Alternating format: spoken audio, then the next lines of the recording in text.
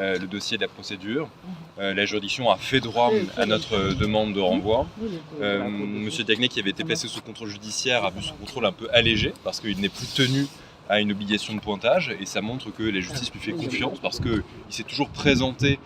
aux différentes audiences et qu'en fait il est parfaitement serein. Il est parfaitement serein parce qu'on sait que ce dossier est totalement politique, on sait que ce dossier est totalement monté de toutes pièces, et ce que nous allons démontrer devant la chambre d'instruction qui a renvoyé ce dossier au 4 novembre. On a des arguments extrêmement forts à faire valoir, et ça va tout être le sens de notre démonstration, ça va être le sens de notre plaidoirie la semaine prochaine.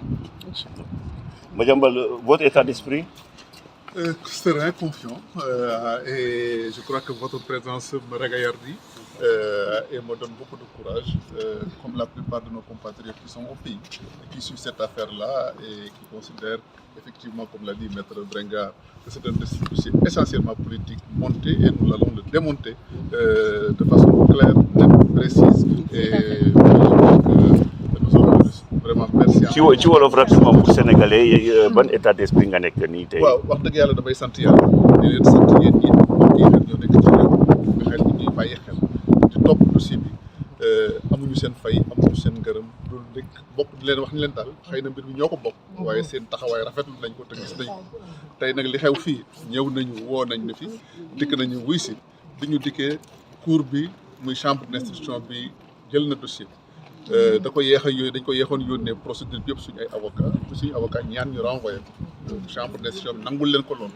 mais chambre d'instruction dafa am lu mu ñu bettee la nga xam ne xëy na ñun xaaruñ ko woon moo di que day ma defoon contrôle judiciaire ma waroon chaque semaine ma dem ñaari yoon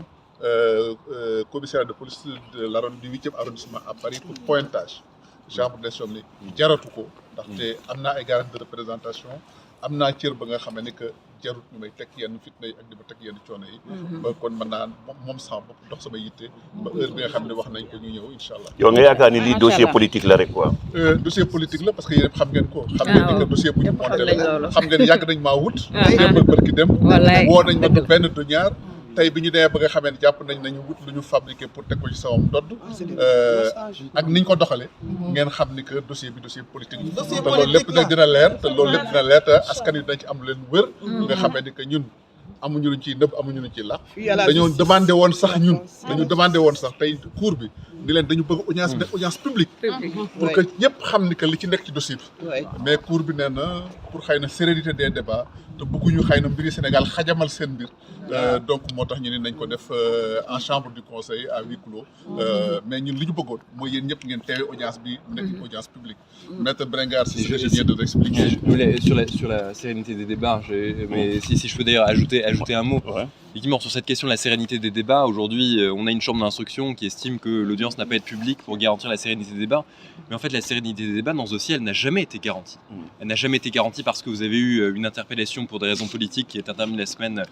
semaine dernière. Vous avez une mesure de contrôle judiciaire qui reste une mesure privative. Et vous avez en plus une situation extrêmement grave aujourd'hui de l'épouse de M. Diagné, de ses enfants au Sénégal. Et en fait, à un moment donné, il est temps que la persécution judiciaire cesse. Et c'est ce que nous allons demander à la Chambre d'instruction. C'est qu'il faut que la Chambre d'instruction entende qu'il y a véritablement un cas de persécution judiciaire et que nous avons beaucoup d'arguments juridiques pour faire le valoir. Il est très difficile de le faire valoir, quasi impossible devant les juridictions sénégalaises. En revanche, on espère que ça pourra être le cas devant la Chambre d'instruction parce que nous avons des arguments qui sont tout à fait construits, tout à fait solides pour pouvoir le démontrer. Mariama, benn question rek juste pour terminer sa jabar mu ngi pavillon spécial situation bi noo koy dundee. Mais maintenant war a taxawu sa njaboot tey nga nekk ci biti ñu nekk ci ay loxo wala ñu feebar xam nga ne sa xol du neex mais du sama soxna rek du sama ay doom am na ka nga xam ne muy El Hadj Oumar di sama xarit ba nga xam ne aussi teewuñ ko dara teguñu ko ci yoon lu dul que xëy na ma jàmbal ne na ko sëñ Oumar maa ngi dem ñaanal moom maa ngi lay bàyyi njaboot gi ñu téye ko teguñu ko ci fenn loolu mooy détention arbitraire te ma wax leen leneen lu bees avocat yi dañu bëgg a saisir le groupe de travail des Nations Unies sur la détention arbitraire yónni ay pouvoir yi nga xam ne ñoo nekk kaso ba muy sama nit ñooñu nga xam ne dañu leen a téye mais ba léegi signé pouvoir pour ni avocat di jàpp demal man Genève pour porter plainte contre le Sénégal juge d'instruction de ko bañ ma procureur du pôle financier